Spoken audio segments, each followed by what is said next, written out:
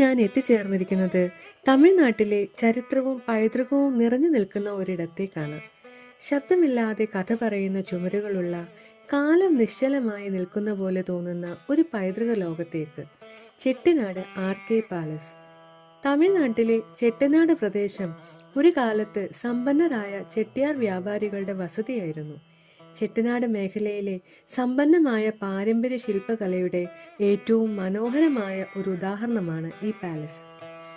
പാലസിന്റെ കവാടം കടക്കുമ്പോൾ തന്നെ നമ്മൾ ശ്രദ്ധിക്കുന്നത് വമ്പൻ തടിവാതിലുകളും അതിലെ സൂക്ഷ്മമായ വുഡ് കർവിങ്സുകളുമാണ്.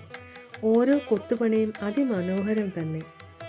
ഒരു കലാകാരന്റെ ജീവിതം അതിൽ പതിഞ്ഞിരിക്കുന്നു. അകത്തേക്ക് കടന്നാൽ തന്നെ നൂറുകണക്കിന് വർഷങ്ങളുടെ ചരിത്രം നമ്മോട് സംസാരിക്കുന്നതായി തോന്നും.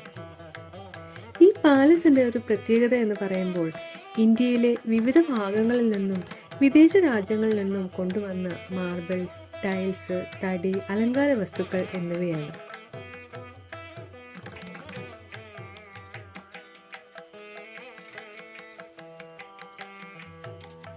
വിശാലമായ നടുമുറ്റങ്ങൾ, സൂര്യപ്രകാശം സാവധാനം താഴേക്ക് പതിക്കുന്ന ആ മുറ്റം പഴയകാലത്തെ കുടുംബജീവിതത്തിന്റെ ഹൃദയമായിരുന്നു.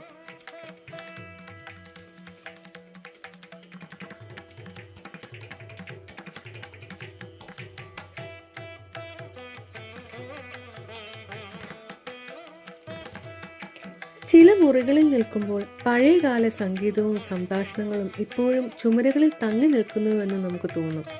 ചെട്ടിനാട് സംസ്കാരത്തിൻ്റെ മറ്റൊരു അടയാളമാണ് സമൂഹ ജീവിതം.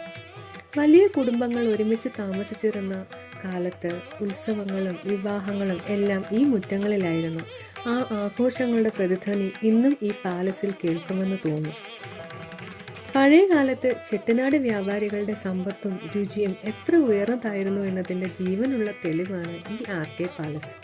ചുമരുകളിൽ കാണുന്ന പെയിന്റിങ്ങുകളും മേൽക്കൂരയിലെ ഡിസൈനുകളും പഴയ കാലത്തെ രാജകീയ ജീവിതശൈലിയെ നമുക്ക് നേരിൽ കാണിച്ചു തരുന്നു.